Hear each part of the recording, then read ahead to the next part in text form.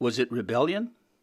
Or was it simply an unengaged king and parliament forcing what they considered to be spoiled subjects out of their kingdom? Find out by listening to this podcast, The Declaration of Independence, an Answer to the Intolerable Acts.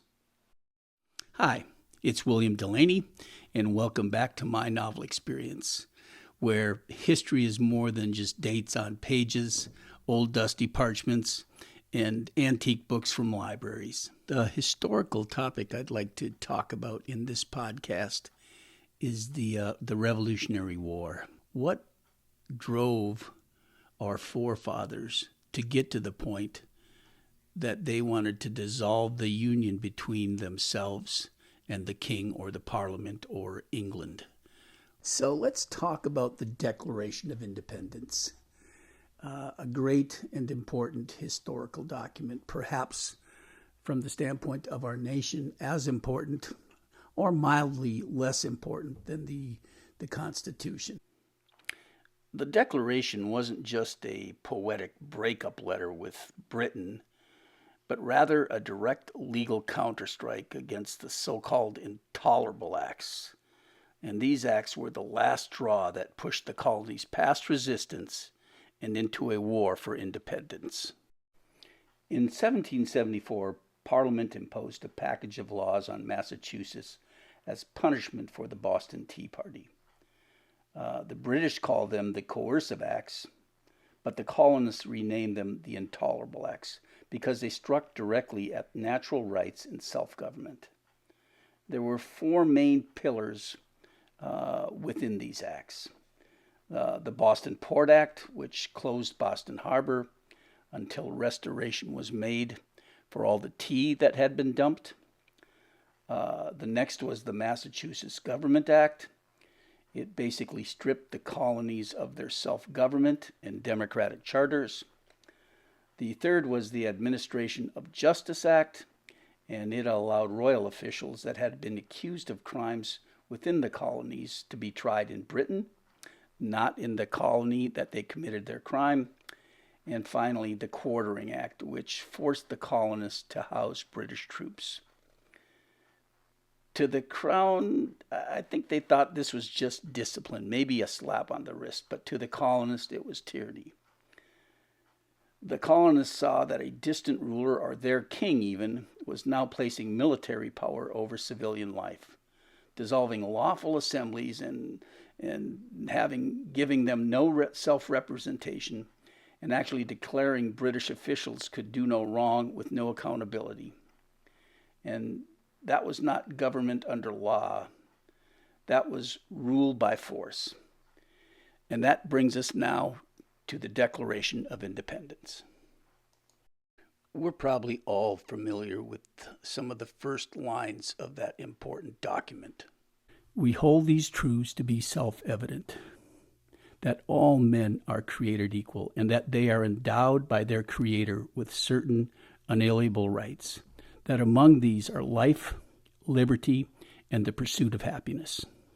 So next I'm going to read some specific intolerable acts, and then follow up with how Jefferson actually responded to those acts directly from the Declaration of Independence.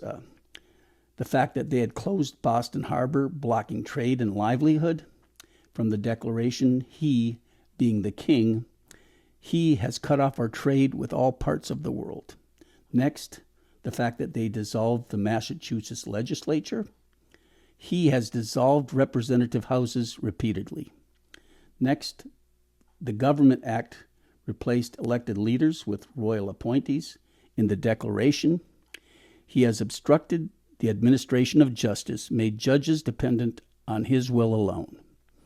Next, the Administration of Justice Act, which protected royal officials from trial in the colonies. From the Declaration, he has protected them by a mock trial from punishment for any murders which they should commit. And then finally, the Quartering Act, which made the colonists quarter British troops. From the Declaration, for quartering large bodies of armed troops among us. So you can see the Declaration wasn't just a list of complaints. It was answering lawlessness with natural law. Jefferson and Congress argued that rights do not come from kings or parliaments. They pre-exist government. Government exists to secure them, not to invent them, and certainly not to violate them. When government becomes destructive of those ends, the people have the right, indeed the duty, to alter or abolish it. That was the spiritual opposition of the Intolerable Acts. England believed that the colonists' rights were granted by permission. The Declaration, on the other hand, asserted no, these rights are provided by nature. The king demanded, your freedom is a privilege which we have the right to allow or withdraw. The Declaration answered, no, our freedom is a natural right which you never had the authority to withdraw. So, before the Intolerable Acts, most colonists still considered themselves British citizens, simply seeking reform. But after the Acts, reform was impossible.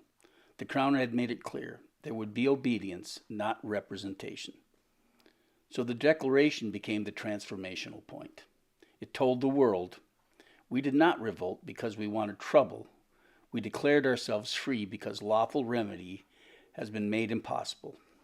Basically says, in every stage of these oppressions, we have petitioned for redress in the most humble terms. Our repeated petitions have been answered only by repeated injury. In other words, we asked for justice, the Crown gave us punishment.